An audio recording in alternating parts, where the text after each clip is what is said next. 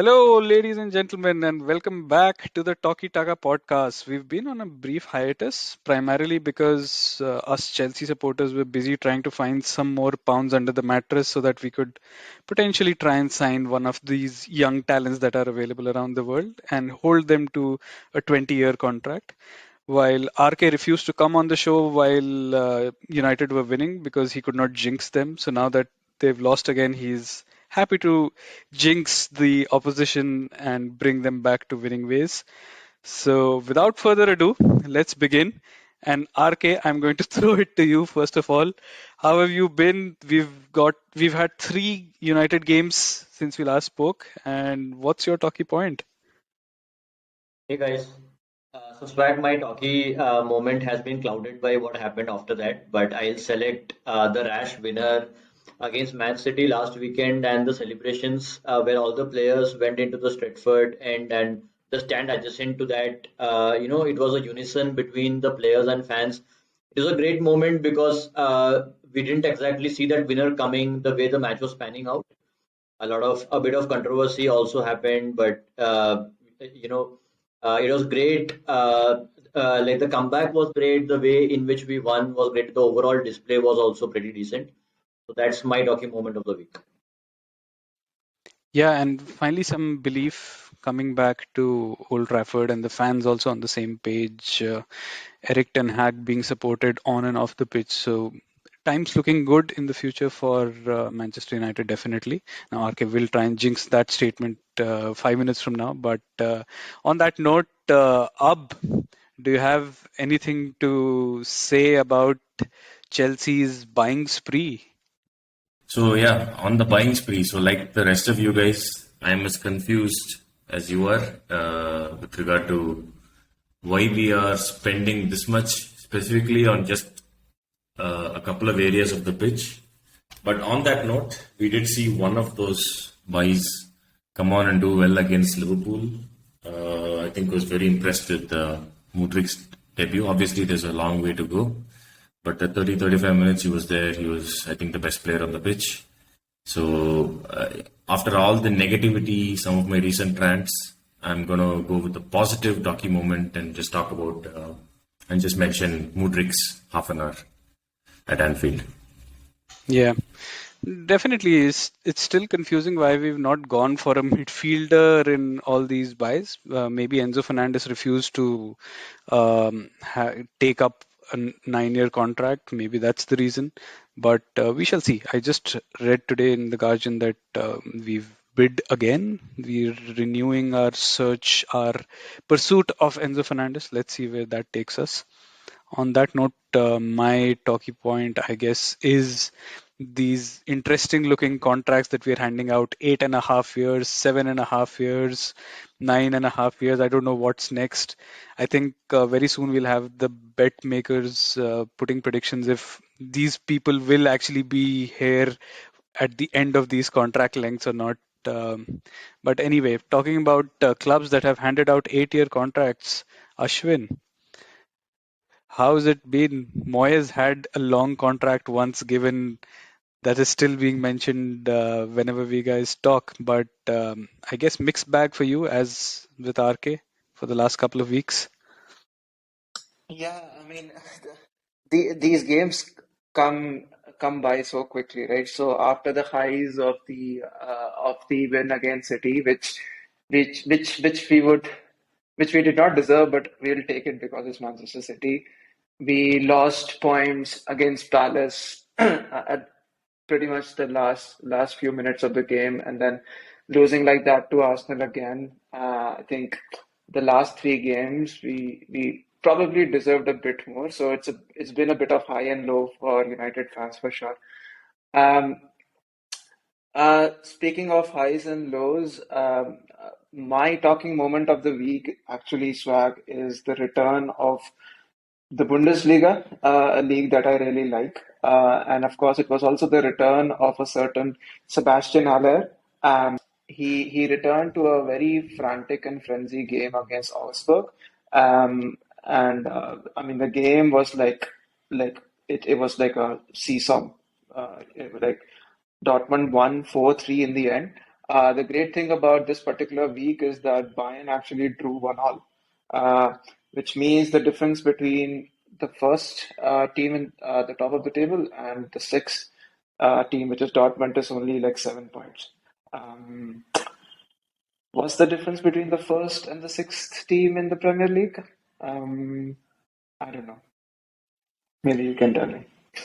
Yeah, you pipe up now that Bayern drew their last game, but I didn't hear a peep from you when Bayern went from being fourth or fifth in the Bundesliga, reclaimed their top spot, took up a lead of a few points as well. Then I didn't hear anything about the That's it, competition right? of the league.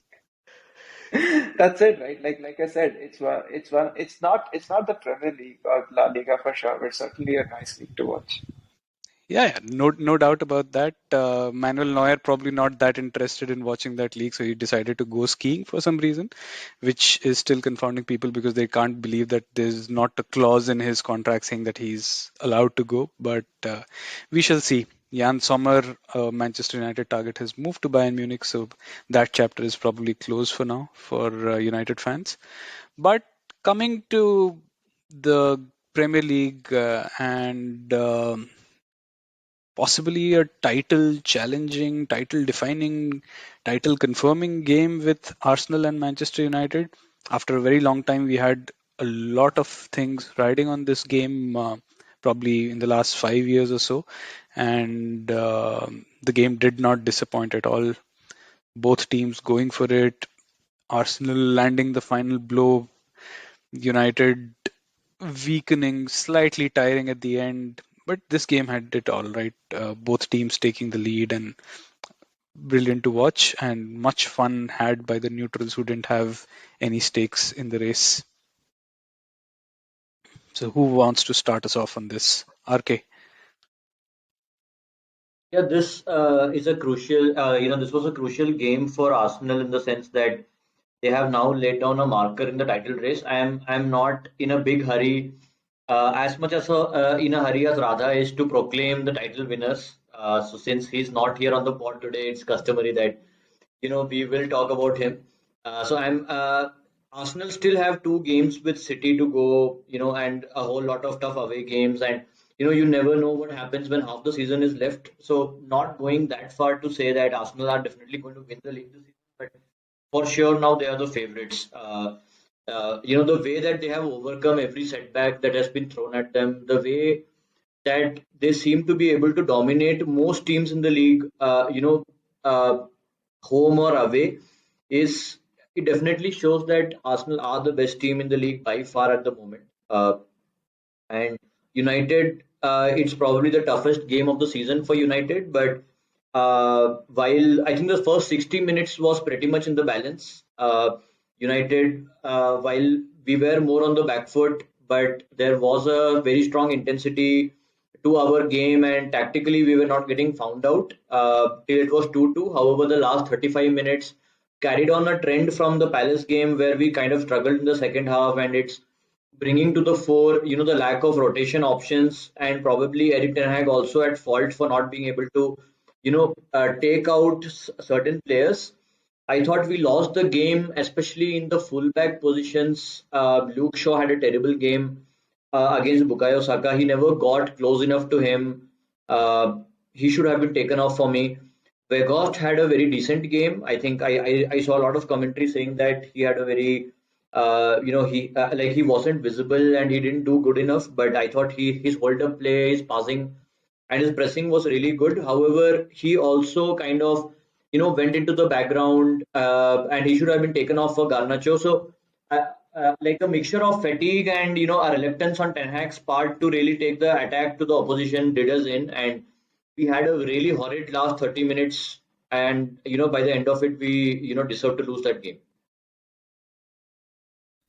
Yeah, I agree with I guess 90% of what RK said. I can understand why Ten Hag wanted to leave Weghorst on the pitch, especially given the pressure that Arsenal were mounting on United. He is potentially an exit route and potentially a better exit route than Garnacho, given the fact that he can hold the ball up, but he was getting tired, as I was saying. Um, on the fullback, I completely agree. I was also texting on the group yesterday as the match was going on. Like, United failed to deal with those low, fast crosses, I felt. And that's largely because they didn't cut them off at source. Like when there's a ball zipped across the box at high speed, anything can happen, right? An own goal, deflected goal, any sort of thing can happen, and that's essentially the winner came from sort of a deflection which fell kindly to Nketiah, right? So those kind of crosses should be cut out at source. The loopy crosses are still fine. Central defenders can deal with them, especially guys like Varane and all that shouldn't have a problem with that. But when the ball is zipped across the box like that, as Saka and Martinelli were doing, I think those should have been cut off at source, i.e. the fullbacks, right? So I think that's where they lost the game. I completely agree with RK on that one. I think having drawn, I think like when Arsenal went 2-1 up, I thought the game is done there. I didn't see United coming back into it after that. But then a good goal from Martinez after a Ramsdale error got United back into it. And after that, when it was 2-2, I think United will be disappointed to not take a point from that game, given that they fought back well in that game. But yeah, Arsenal are showing their credentials. I know RK isn't going to call them out as title winners just yet, but I think I will go that far. I think Arsenal are going to win the title simply because I think momentum will take them across the line. I think there's just too much positivity there, too much buoyancy, and too few injuries. So I think they'll win. Yeah, I mean, RK and Adar obviously spoken a lot about the game in itself, but one thing I want to call out is that this particular fixture for the last 4 5 seasons has been like a meme fixture almost, right? Because both these teams have been struggling for like fifth and sixth positions, but it was really refreshing to see, Arsenal and United almost in a top of table clash. I'm not going to say that United are in any way, title challengers or anything like that, but I mean, to be third, just maybe 1 or 2 points off Cities, is a job really well done. Coming to the match in itself, I agree with RK about the fact that the fullbacks did not do well to close down the wingers, especially Saka and Martinelli, who had a field day. The first goal, especially, I don't know what Aaron Wan-Bissaka was doing. You can see when the corner is being taken, he's tracking Nketiah, and then he just loses him. Like, I don't know what he does. He goes towards the central defender, and then he does not track back the run of Nketiah, and that's what led to the goal as well. And coming to the goals that Arsenal conceded, I think Arsenal also kind of lost their defensive shape, especially for the Martinez goal, which I think it was a big surprise that that goal came like that. And the last 20 25 minutes, we did what we did against Palace. I think once we got that equalizer, we should have retained our shape, which we did not do well at all. And then when you don't have the likes of Casemiro and you have the likes of Scott McTominay playing, you can see the difference in quality. Scott McTominay is at most like I don't know, like an Everton or a Burnley kind of a player. He's not a United level player, not even a United squad player. And with Fred, he's like this Jekyll and Hyde kind of character. You really don't know what you're going to get. One day he could be like a world class beater and like using his left foot to curl in a ball into the top corner and like totally dictating the play. And another day he could be running around like a headless chicken. Like I said, I think it was the latter rather than the former. And that's what gave us in towards the very end. I do agree with RK. We should have taken Shaw off.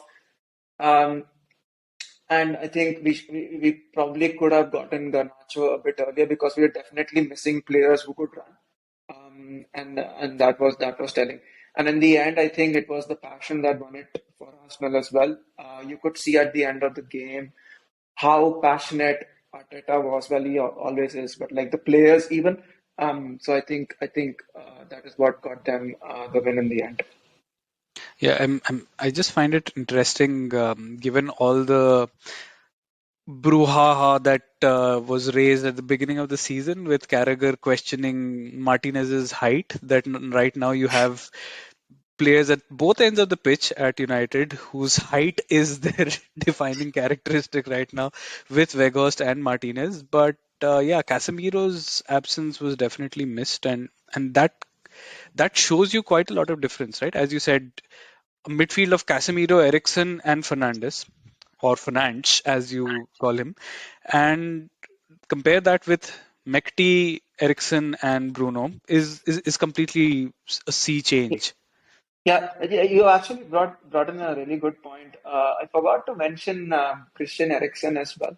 I think Eriksen was a bit weak. But having said that, like when we got Christian Eriksen, he wasn't supposed to play like 90 minutes every game. And you could see like how tired he felt even towards the end. I think he got a chance where I think he was surprised that he got a chance, and he just hit the ball and he got a corner out of it. But like I mean, like a fitter and a much more aware Eriksen probably goes to the far corner. And I just felt that like we were definitely missing Casemiro, but we were also kind of missing the real Christian Eriksen. Licha and Varane, the kind of game that they had, it's very surprising.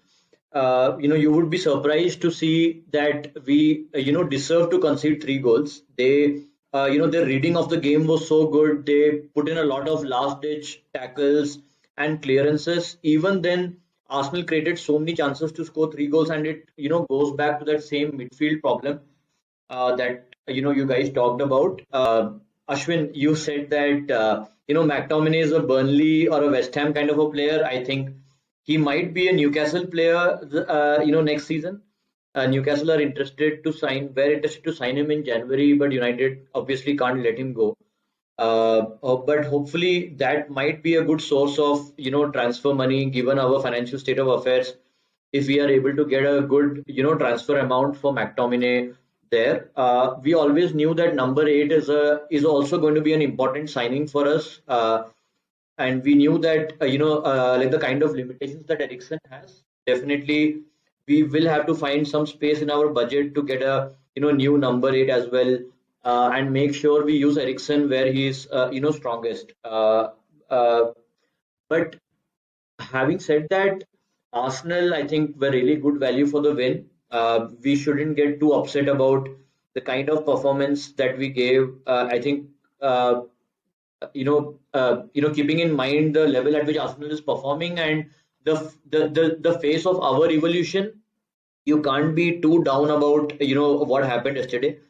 Having said that, Nikitia and Jesus is something I wanted to talk about. So, you know, I think having watched All or Nothing the season, and having seen how Arsenal evolved over that season and the way they crumbled at the end of it, definitely those new signings from Man City gave them a real boost in terms of mentality. So, I'm never going to say that Jesus wasn't the most important player for Arsenal, but the way that Nikitia has come in, I would say even if Jesus comes back right now, he's not going to get back into that team because Nikitia is doing a lot of build up work, the lot of pressing that Jesus was doing. In addition, he seems to be able to get into the right place at the right time. Very very important player. I just wanted to hear how you guys have thought about how he's come in over the past month and really helped them along. Yeah, and it speaks volumes to. I think you mentioned the team spirit and what's gone on in the documentary and stuff like that. That the confidence has been given to these fringe players as well, because last season Nketiah was nowhere uh, in the mix for the first 11. And in fact, I think even in the summer, there were talks that he might go out. He might be transferred out of the team, but they decided to keep him, or he decided to stay and fight for his place. Whatever that be, he's stayed here and he's making a difference. As you said, I don't see it I was thinking yesterday after the game that when Jesus comes back, they'll probably once obviously like to ease him back into the team. So that gives Nketiah more time to stay in the 11. And after that, obviously the focus will be on the Premier League and not the Europa League. It's definitely guaranteed that Nketiah starts all games in the Europa League for sure. He's not going to go away, and he's proven himself to be more than capable deputy for Jesus. I know we talked about how Mudryk would fit into this picture, and that's not happened now. But Trossard has come in, so they do have more attacking options on the wings now. So Nketiah seems to be in a good space to get more game time, get more important game time, and the lead that they have right now, that gives them more opportunity to experiment and stay the course with Nketiah, who's a young academy talent. So there's absolutely no drawback there. Yeah, I think this is an ideal situation for him, and it's all upside with very little downside. Um, is he a striker who wins you the Premier League all by himself? Is he of that quality? Probably not, but I think given the overall confidence of the squad, given the way Saka and Martinelli are playing, I think he's just feeding off of that and having a good time, right? So I think this is the purple patch of his career. I know he's still young, he'll get better, but this is the highlight, I think. I don't think it gets better than this for a player like Nketiah. Yeah, and I also wanted to ask you guys. Now that this game has happened, and we always said, okay, they've got these two games coming up against City. They've still got to play Manchester United, who are the only team who've beaten them this season. They have to play Newcastle now. They drew with Newcastle. They dropped a couple of points, but they've now beaten United as well. They go into the two games with City with their tails up. Their confidence is high. How do we see this playing out? I don't know if there are going to be any more signings now that Trossard is in, but it's looking good. And even though Arun might still say that they're going to finish fifth, and he's still waiting for the Rashford hat trick from yesterday to happen, but definitely ahead of schedule and looking good for a serious tilt at the title challenge. Yeah, Arsenal definitely favorites now for me, but I am, like really looking forward to the double header with City because City have shown on the past two games that they're not going to go away that easily as United did. They are still in the hunt. If they get 4 points, let's say from those two games, it can really put some pressure on Arsenal. And the closer that we get to the finish line, Arsenal will start thinking about the title more and more. So, but having said that, hands down the best team in the league right now is Arsenal. So favorites for me. Yeah, I think I'll say much higher probability for Arsenal to win now, despite having those two games against City. I know the last two games, City have, well, I would say the last 1.5 games actually, because the first half against Spurs, they were losing 2-0, and then Mahrez just changed the game. I know they have that in them, but it's not always the case that City will come from behind and then, or like Haaland will score hat tricks every other game. Like, I think this is not the City which used to compete with Liverpool for like a 98, 99 point season. I think this City has shown that it has some frailties. And I think over the next few weeks that will be exposed. I think City would definitely prioritize the Champions League once this gap becomes even more. And for Arsenal, I don't think they give a rat's furry ass about the Europa League. So for them, it's like all guns blazing with the league. So, and I think between the two, I feel the gap is probably too much for Arsenal to lose it from here. Yeah, RK said if they get 4 points, then they probably will win the league. I will go so far as to say that even if they get 1 point in those two games against City, I think they should be fine. Unless they get hammered like 4-0 or something in the other game, which would result in a dent in confidence. But I don't think. I think 1 point is enough. If they get just 1 point out of those six, City would have still gained only 3 points on them, and I think City will drop more points. So for me, I think. I mean, what's the point of giving a prediction if you're not going to be brave, right? Even if it's only halfway through the season. So I'm going to say Arsenal are going to win the league. It makes my stomach want to throw up in all sorts of ways, but I think Arsenal are going to win the league. You can see the pain in Ab's eyes as he ponders the thought of Arsenal winning the Premier League and maybe Spurs finishing in the top four and Chelsea nowhere to be seen. That would probably just have Ab go on a sabbatical of sorts. But yeah, talking I more would about rather I would rather have all those annoying Arsenal fans all over social media talking about, how they have given so much time to Arteta, even though like half of them were saying Arteta out until last year, than City winning another league, to be honest. Yeah, I mean, that is what it has come to. yeah, I don't mind Arsenal winning the league. I know as a Chelsea fan I'm supposed to not like that to happen, but yeah, I've had enough of City winning this, and it would be funny to have Haaland score like 60, 70 goals, and despite that, not win the Premier League. And talking about Haaland, he's 9 goals away from the all-time Premier League Golden Boot number of goals. So he's already scored 25. He just needs 9 to tie Shearer and Cole, and he's just 7 away from Salah. I don't think anyone's realistically expecting him not to win that award now.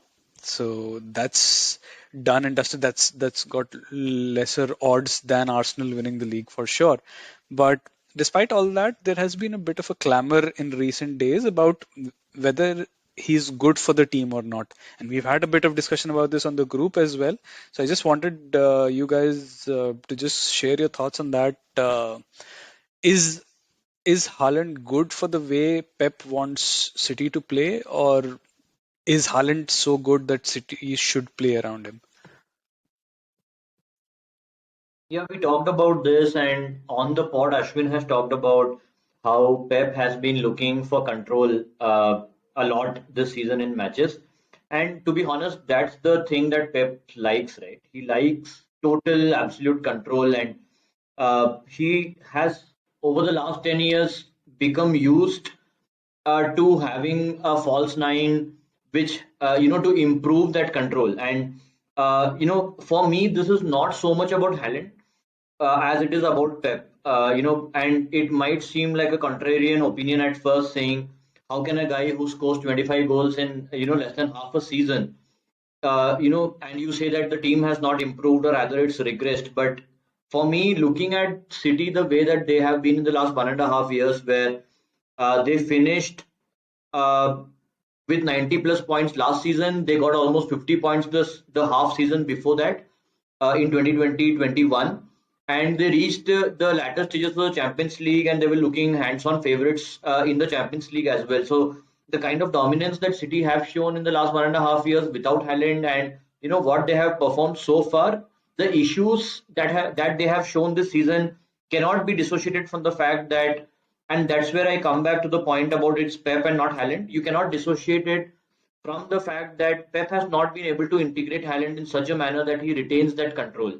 And it is for that reason, that he's trying to make other parts of the team to, come and blend in to give him that control. I am sure, seeing him over the past few seasons, that he will find the answer to it eventually. But right now, I think I'm fairly certain that, City are not a better team with Haaland than they were without him till this season. Yeah, I think. See, at the end of it comes down to Haaland and understanding the City way of playing or the Pep way of playing versus versus. Yeah, listener, you can hear Ronaldo fans taking a procession outside Ashwin's home, celebrating the fact that the same questions are being asked about a different striker now. Yeah. Anyhow, so it's about, like I said, it's about Haaland understanding the Pep way of playing and Pep understanding the Haaland way of playing, right?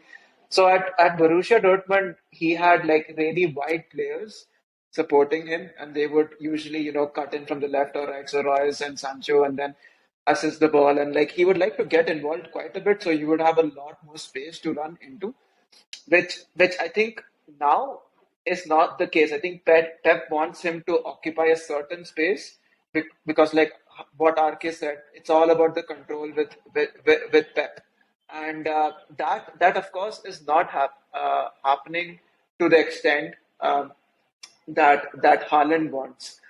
I think over time, both Pep and Haaland will come to a truce, and they will have this understanding as to what tweaks Pep would have to make to their style of play to get even more out of him, which is actually a very scary thought. Like you said, Swag, like 25 goals already in the Premier League, and like I don't know how many more to come. So I think all these talks happen when your team loses a few points, and there were two surprise losses, one to Saints and one to Man United, and I'm sure City will probably find a way to lose in some knockout stage of the Champions League as well, where this will come up again. So I think it's probably more that than anything else.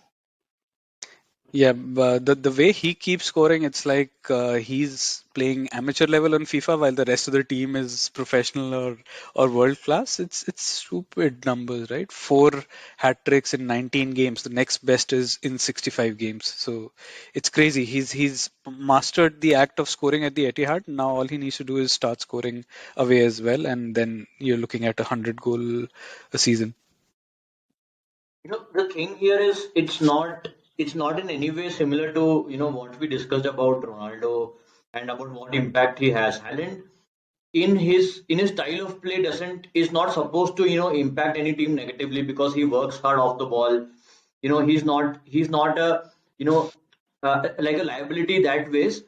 It's just that he's so direct, he's so goal hungry, and sniffing around the box that he doesn't make those movements. Coming deep to help Guardiola. So again, this is a Guardiola problem more than a Haaland problem, and that makes me even more convinced that last season if Ronaldo had joined City as he was supposed to before he joined Man United, I think Liverpool would have won the league. So Man City have a lot to thank United for. Yeah, you wish. And yeah, I think I remember listening or watching something related to this where it talks about how his movement is, as you said, he doesn't drop deep. He basically confines himself to the goal line. So he will move around, but he will move around near the box within the goal. So he won't drop outside the D. So he's always very central, which is why probably now you see folks like Mahrez readily in the lineup and giving him that width to play with, and that's working well for Pep. As Ashwin said, there are a few pitfalls along the way, but yeah, you're betting in probably the best striker of the next 10, 15, 20 years, and some teething troubles are to be expected. But even with that, there's still 20 games played, 45 points in, so it's not as if they're struggling like Liverpool or Chelsea are. But for that, let's move on. In part two, we'll discuss the said Liverpool and Chelsea and how they had the most amazing Premier League game I've seen all season. Hello and welcome back. In part two, we are starting off with Liverpool and Chelsea, and I'm going to hand over to Ab to take us through Mudrik Watch. And before I do that, my question, as ever, is where are these midfielders? When are we signing them? Yeah, it's the 50 million pound or 100 million pound question, I guess. So, not going to touch on everyone we've bought so far because that's a podcast in itself. But on the game, I think it was a game that was severely lacking in quality from both sides. Rather than ever watching it together and both of us every 2 minutes would go, we'll go, we'll just take a deep breath and be like, what did that guy just do? What did this guy just do? And each time they're referring to a different guy. So it wasn't a game that had a lot of quality in it. I think we were solid. I expected to get completely overrun in midfield. We had Hall, Jorginho, and Gallagher as our midfielders. That's that's weak by any stretch of the imagination. So I expected we'd get overrun. We did get overrun, thanks to Liverpool's midfield not having the legs that it used to have. But coming to this, really not much to say on the game. Coming to, of course, Mudryk himself, I think he was pretty good for the 30-35 minutes he was there.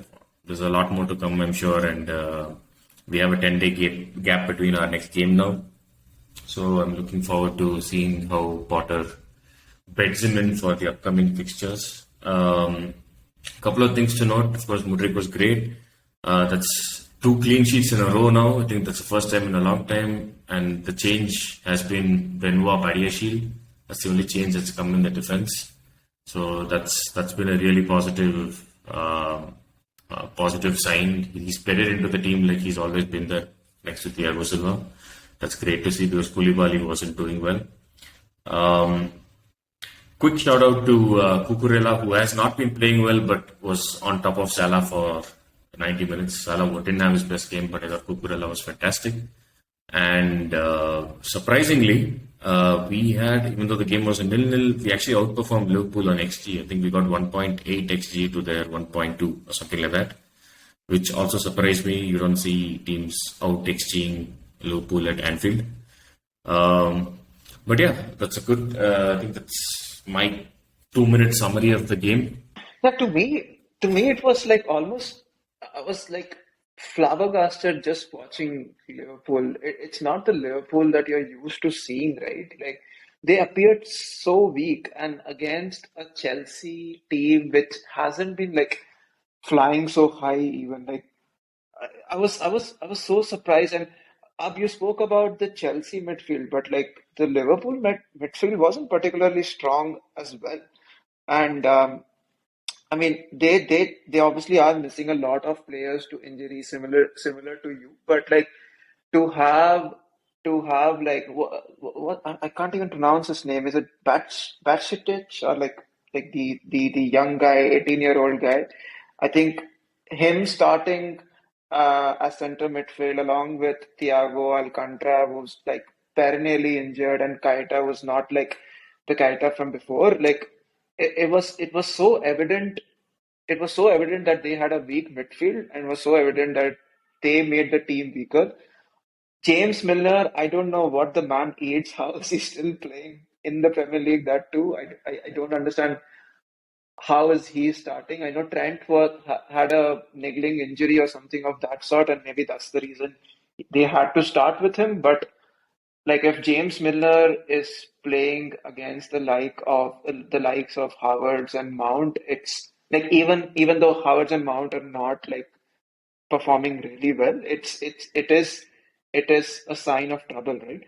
The game in itself, like I've said, it wasn't the most watchable game, but then I think both the teams probably would be happy with the 1 point. And I just wanted to ask you one thing. I know you mentioned a lot about Mudryk, but also the new center back. What's his name? Badiashile. Badiashile. What do you think about him? To me, he seemed like this tall, lanky central defenders, strikers would be fearful of. Like, what do you think about him? Yeah, I'll be honest, I haven't seen him play much at Monaco, only highlights reels when I heard that he was coming to Chelsea. But in the 180 minutes that we have seen him so far, I think he's been like fantastic. He seems to be like, he is tall and lanky. He seems to be extremely athletic. He has long strides, covers ground very quickly.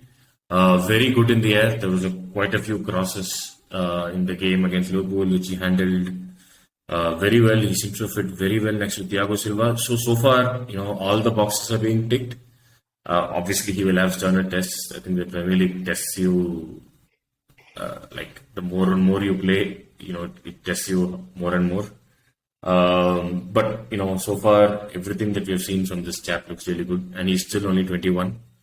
I can only imagine that playing alongside Thiago Silva, he'll get better. So I think there's a lot of signings Chelsea have made. This looks like one of the better ones for sure.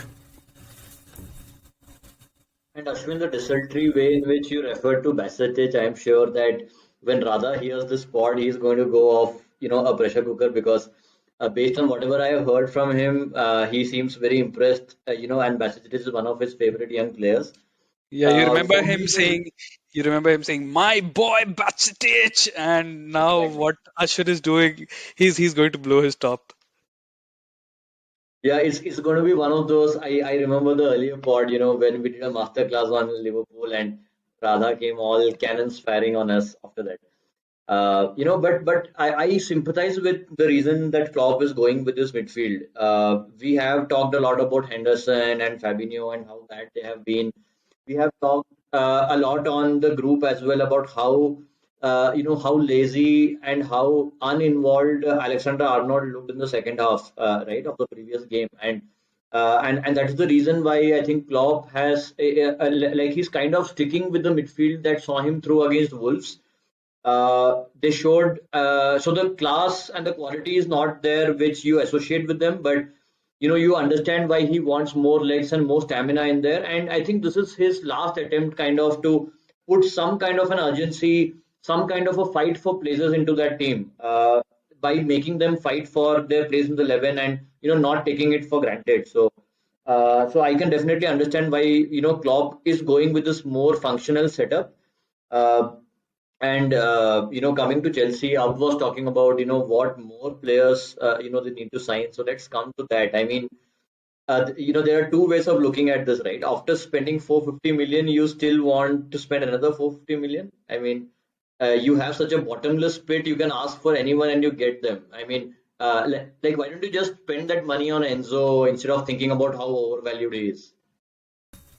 To buy at value, man. Just because you are buying a lot of players doesn't mean you should get suckered into a bad deal. I mean, Chelsea have a history of doing exactly that. Is that is that But is that a shot on United fans? actually, no, that's a shot at the previous regime who went and bought Timo Werner and all those Kai guys. Havertz. Yeah, Havertz. I mean, I go hard on Havertz, but I'll still, I'll he's Won still here won the and Champions League. he's still young. Yeah, he won us the Champions League, so I think I'll cut him some slack. But yeah, coming to RK's point, I think there's just one more transfer Chelsea need to make, which is a central midfielder. There's a lot of talk of Caicedo and Brighton having rejected a 55 million pound bid and all that. I don't know. It hasn't come from reliable guys like Fabrizio just yet. But I think we need a midfielder. I think the club knows it also. I think the fans are irritated that attacking players are, being purchased without a view on the midfield. I don't think it's that. I think it's just that the midfield options that the club has identified will take longer to get over the line. I think that's just how it is.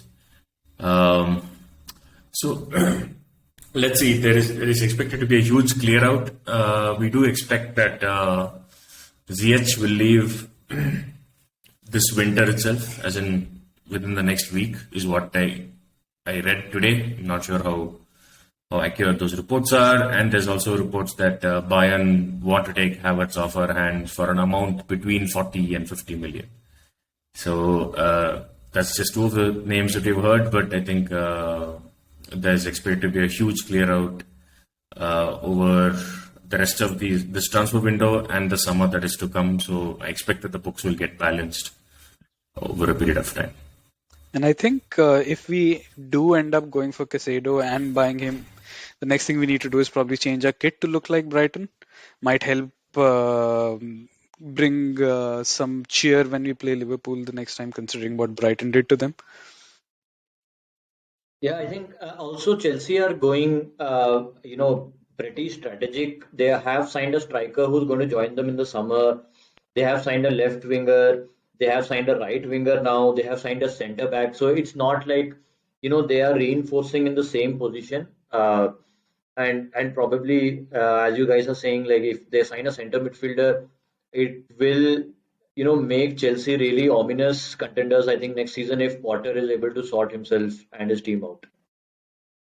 Yeah. So the jinxing has started already. I mean, not even waiting for the January window to close before jinxing us for next season.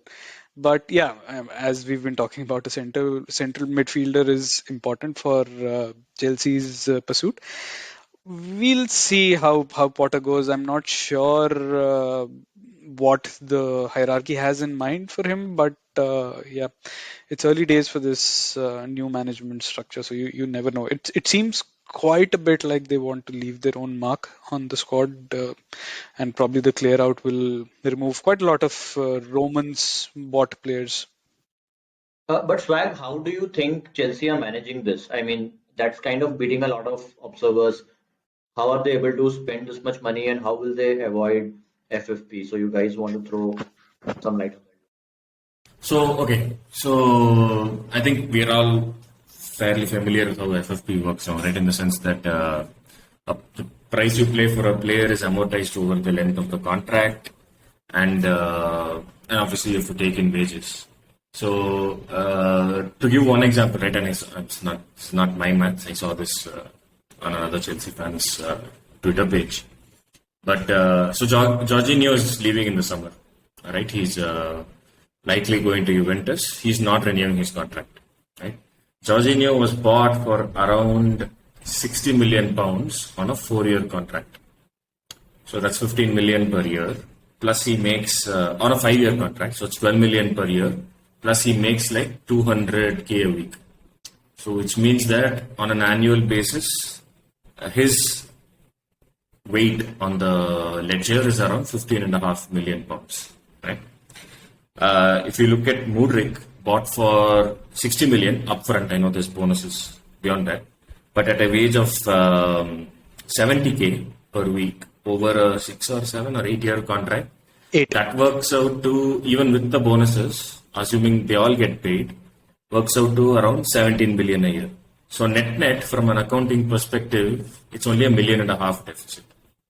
So you can go for the transfer if you can manage the cash, just the liquidity bit of it. I think that's a simple example.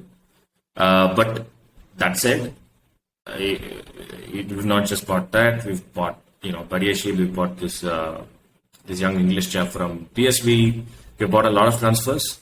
I think that will hit us in FFP if we don't do a clear out in the summer. So it's contingent on that to a certain extent. So Another thing that is it's giving us, and as United fans, you obviously remember what Phil Jones, that saga. So we've now paid all this money for these players over these 7-8 year periods. So as Ab said, the contracts are amortized for that period. So per year, it's not hitting you as hard. But what you're also doing is that you're guaranteeing that much money per year for the next 8 years to these people. So it's like 2031. And even then, Mudryk is supposed to be on the books. Maybe Mudryk fails, and he fails spectacularly. No one wants anything to do with him. You still have to pay him the 70k every week. So that's the risk that you're taking. That you're saying that, okay, we're pretty sure that these guys will come in handy and they will they will prove to be a success for us, or maybe they move on to greener pastures and maybe another powerhouse comes in and says, okay, we want to buy Mudryk for, let's say, 120 mil, or if he doesn't work out, we move him on quickly, like for 40 million or something like that. So it's a bit like Kepa situation where we spent tons of money on him and he flopped so badly that no one was willing to take him on. So we were stuck with his wages. Now Mondi is not doing well, so he's back in the lineup. He's doing decently well this season, but obviously it's still hindering us from going for a proper goalkeeping target that we would have preferred to. So there's pros and cons for that, but yeah, that's the reason why all these long length contracts have been given, to make sure that the per year hit is not as high and you don't fall foul. Having said that, also would be good to keep European football, because losing European football completely will hit us badly as well, considering we've had Champions League in the last 3-4 years at least consistently. So, considering we're looking a bit light on that front this season, that might be tricky. But we'll see how Boli and co manage that aspect. Right. So moving on from Finance 101, Newcastle, ever since I talk them up, as is the case about teams on this podcast. As soon as I talk someone up, they go barefaced. They've dropped a few points. They're still in the top four. I would still say that okay, they might not be in a title challenge anymore, but they still look solid for a top four finish. Trippier is proving to be most one of the best players of this season, and their defense has been immaculate. And you don't expect names like Newcastle's defense to be the standout defense of the league, but people like Shar and Dan Burn f- and Nick Pope. Okay, Nick Pope is good. I'll put up my hands and say, okay, I thought Nick Pope was a great signing, which is why I picked him in my draft team as well. Newcastle, we have some interesting signings potentially coming up. McTominay potentially going there this January, as you talked about, as cover for Guimaraes, but United seem to have pulled the plug on that for immediately right now. Newcastle seem to be having a similar problem to United up front. If you look at it, like 20 games, both of them have scored a similar amount of goals. Both of them have had, well-established conversations around strikers. And, one Premier League game in the last four, that was also one of the reasons that they got knocked out of the FA Cup, where they couldn't convert a lot of their chances. Newcastle are definitely struggling. They are not struggling to create chances, but they are struggling to, put them away. Callum Wilson has had a pretty, very dire time after the World Cup. I think he's been out for some time with illness, and he struggled to, come back to match fitness. Alexander Isak and Saint Maximin are they are still bedding in almost a month after coming back into the squad. They are still bedding in.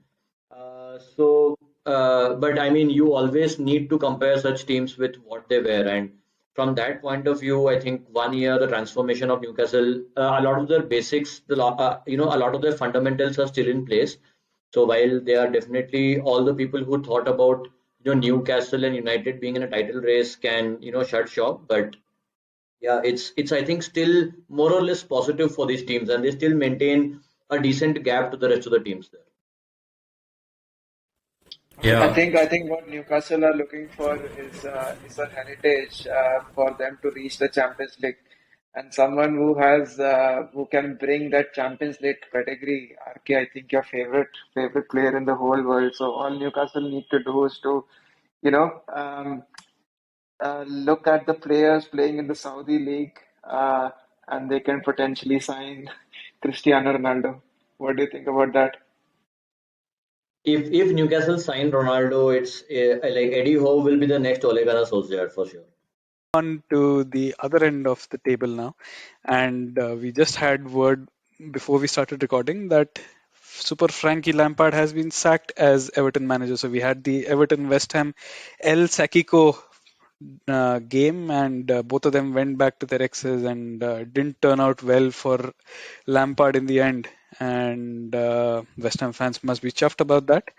But how are we looking at this? So Wolves seem to have some momentum with Lopetegui coming in, and they seem to be getting some money from somewhere. They've signed Matthias Cunha for 44 million, so they're now out of the drop zone. Bournemouth are in the drop zone, as I said that they had started to look good, but it'll be key to see how the January transfer window rolls for them. And they've had a takeover, but no signings whatsoever. So as expected, they're in the bottom three now. Southampton look like they're turning a corner, but they lost again to Aston Villa now. So Southampton, Everton, and Bournemouth right now in the bottom three. You have teams like West Ham and Wolves, etc. around. It's still chaotic there, but I think 2 or 3 more game weeks, and we should start seeing some daylight between some teams there. Anyone has any thoughts on the makeup of the drop zone? I think the question should be asked to you, Swag. Like, who's your next target now that you have successfully managed to pull Bournemouth into the relegation zone?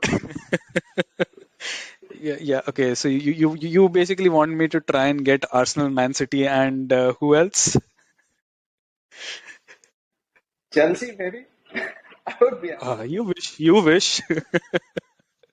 Yeah, on the topic of relegation, uh, I do not recall what I had predicted at the beginning of the season. I am pretty sure I did not predict Everton going down because I think, irrespective of manager, there's just too much quality in the squad for them to go down. But now I am genuinely worried. I know this feels like a repeat of last season. I think some fans would have said the same thing last season. I am looking at the table right now on my phone and I see Everton, Southampton, and Bournemouth are at the bottom. I know you spoke about that also. I think this will be the bottom three. Again, caveat, I don't recall what I said, but I think this will be the bottom three. I did recall saying that Southampton will go down, so I think I got at least one of the three right. But I think this will be the bottom three. I just don't see them coming back into it. I still don't see, I know they got rid of Hasenhuttl, I still don't see a lot of brightness at Southampton. Everton are absolutely dire. Those players seem to pretty much desert and destroy any manager that goes there. And yeah, I think you have done your work on Bournemouth. So I think this is sorted. I look at the teams above them. I know Moyes has been in trouble lately, but I see Wolves improving. I see West Ham improving. Leeds could get down there, but I think Jesse Marsh has enough about him to keep them out of the relegation zone. So I think this will be the bottom three.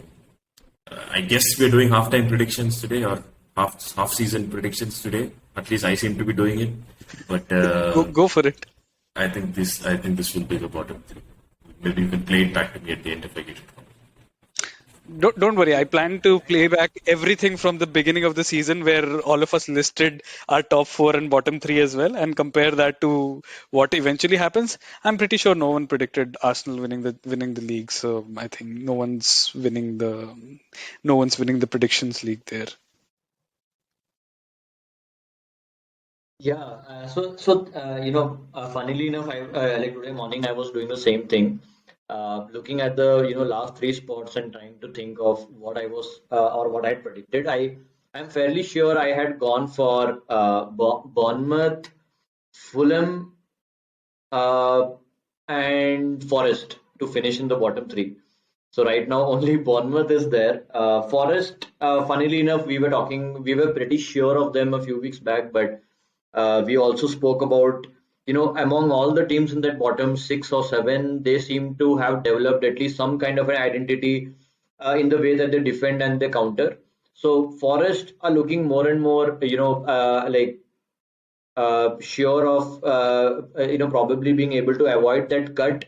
If you look at their points per game, they have gone above that, like the biblical, so to say, 1 point per game or 40-point mark, which is needed to be safe. So I kind of agree with Up that this bottom three has a big task on hand if they want to escape out, because above them we have West Ham, Wolves, Leicester.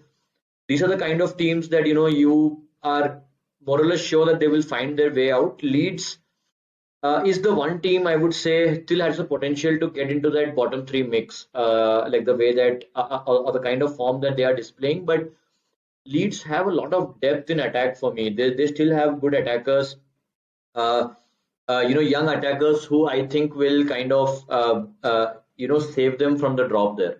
So I would also go with this these bottom three. But who knows if Everton hires Sam Allardyce, he will probably work his magic as well. Yeah, I mean, it's too difficult to predict, right? Like, because maybe 3, 4 weeks back, we probably had a different bottom three that we are predicting. And now that the likes of Bournemouth and Everton are there, uh, you really don't know what's going to happen. I think a lot will depend on what is Everton's next step, who's the next manager. I don't know if that has been announced yet. Has it been?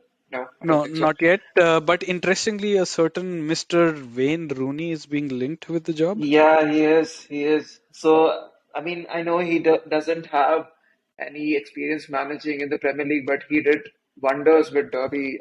That's similar to Frank Lampard, right? But you never know what's going to happen. But at this point in time, just looking at the form of these three teams, it seems that like they are the teams that will face the drop.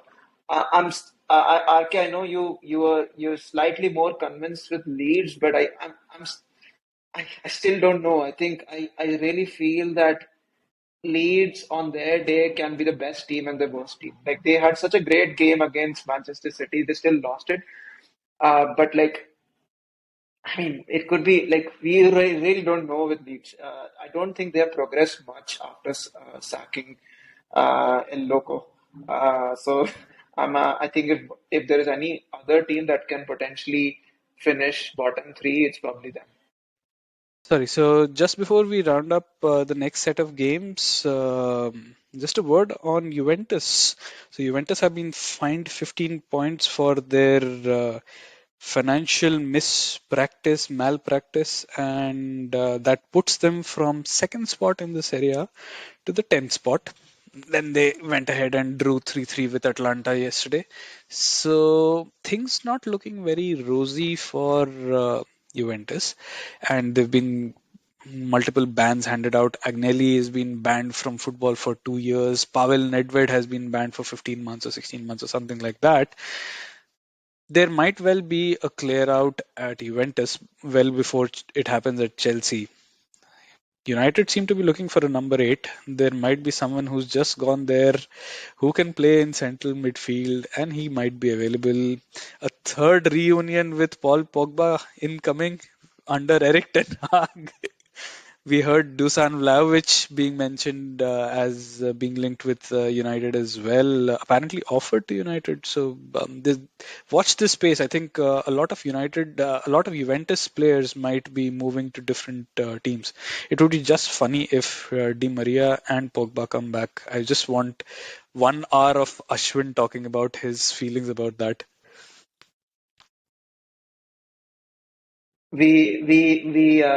We refuse that offer. Is what I want to say. Oh, And neither do we want Adrian Rabiot, please.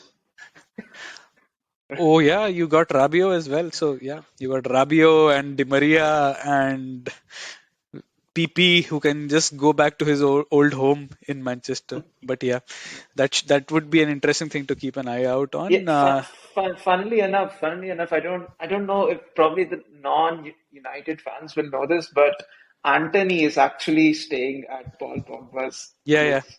yeah. And apparently he's seeing PP monogrammed everywhere. So PP is written on the stairs in gold and stuff like that. So Pogba, the bling that you see on Pogba outside the pitch, it's in his house as well. And Anthony is apparently very surprised about this because he's apparently not that extroverted a character. Keeping it warm um, for Paul. Yeah, Xavi has won his first trophy for Barcelona. They had this the like Super some Copa. extended version of the Super Copa which they played in Saudi, right? So Yeah, that's his first trophy, and apparently they have kind of experimented with having four midfielders while retaining 4-2-3-1 shape. With Gavi playing on the left side. So that's Xavi's version of trying to bring control. So despite some inconsistent results, seems like Xavi is building a team, and like going over to the League One, PSG seem to be dropping a few points. Now, it's another farmers league in addition to the Bundesliga, but there are only 3 points separating PSG from the next in the table. yeah, and Ashwin is now seething at the mention of Bundesliga and Farmers League, considering that Haaland seems to be scoring more goals in the Premier League. But yeah, the gap between PSG and the other teams is not as high. And in fact, I think I read somewhere on Twitter today that Mbappe tried to recreate the Martinez thing. What Martinez did with the Golden Glove, he did something similar with some trophy recently. So I don't think he's over it yet. So Spurs versus City, and we had City come back from 2-0 down to beat Spurs 4-2 in the reverse fixture, which was just a couple of weeks ago handily. What are we thinking about this? If Spurs lose this, is this the end of their challenge for top four? I think City will be much more prepared this time around. Um, those two goals that they conceded in the first half against Spurs, it kind of came out of nowhere, and I'm sure Pep Guardiola would have lost it at halftime, and they would have got a hairdryer treatment because the City that came out of the tunnel in the second half was a different City altogether, and they kind of brought that with them in the next game as well. They came back with a vengeance. I don't know if you guys have seen the Pep Guardiola interview. It's like an Oscar-winning performance where he's basically talking about how he does not understand this team. This is not my team. This my teams um, never lose their passion, and like it's just hilarious to watch. But like I'm pretty sure he does all these antics in the dressing room as well, and that like they feel much more motivated, unlike Conte, who does not feel motivated at all. And he of course has faced a lot of personal setbacks. I think three of his friends, footballing friends, have passed away this year, which obviously has had a big impact on him. And then Spurs not spending to the extent that he wants. Where have we heard that before? I mean, I think like those two factors combined, I feel that City are in the driving seat. But stranger things have happened, so don't know what will happen next week. Yeah, City really seem to be, finding their groove at the right time. This is what they always do. They always have a stronger second half to the season than the first half. We have seen them going on these kind of, long sprints where they suddenly win, 14, 15 matches. That it might just be the start. You never know, what will trigger that. While that doesn't seem very likely either that they go on this long run. But you never know with City, and definitely looking at the last two results, you can get some kind of a feeling that they are warming up in the title chase. About Conte, I have much the same feelings that Ashwin was talking about. In addition to what Ashwin said, Conte's family is still in Italy, so and you can see that lack of motivation in which is not at all typical of a Conte side. When you go 2-0 up, you expect Conte teams to be able to see that out, to be able to be very solid in defense, be very hard to score against. We have seen none of that with this Spurs team. They have conceded lots of goals. They were one of the best teams in the division in second halves. Now that they had a lead in the first half, they completely threw that away. So it's very much Jekyll and Hyde performances that Spurs are doing. So even though Spurs are at home, they don't have a great home record, and I fully expect City to go on and win this match, and offer some kind of competition to Arsenal this season. Yeah, I have to agree. I think if there is a prediction to be made about Spurs and top four, I would say that, or not top four, I would actually say that there's a decent chance Spurs will lose out on even fifth. I just, there's a lot of negativity about the place right now, obviously with Conte statements and everything that's happened. City absolutely came out and blitzed them in the second half. Special shout out to Mahrez. I think he just completely ran and controlled that game, especially in the second half. He was just magnificent there. Yeah, this should be a pretty easy City win, I think. It's not. It's at it's at Spurs, and they don't usually make it easy, but I think there's just too much momentum in the other direction right now for a variety of reasons. Yeah, and City have to take their chances now, right? They have to run that streak that they usually do of going 12, 13 games, winning them all, and scoring tons of goals. Because if they don't have that now, they don't have the chance of retaining their title. And yeah, with Spurs, if Kane has a good day, probably they can spring a surprise. But other than that, it's not looking good for them. The wing back situation, they have so many of them, but it's not working well. Perisic not in form. Conte's refusal to play the other ones. Spence not getting a look in. He's basically yeah.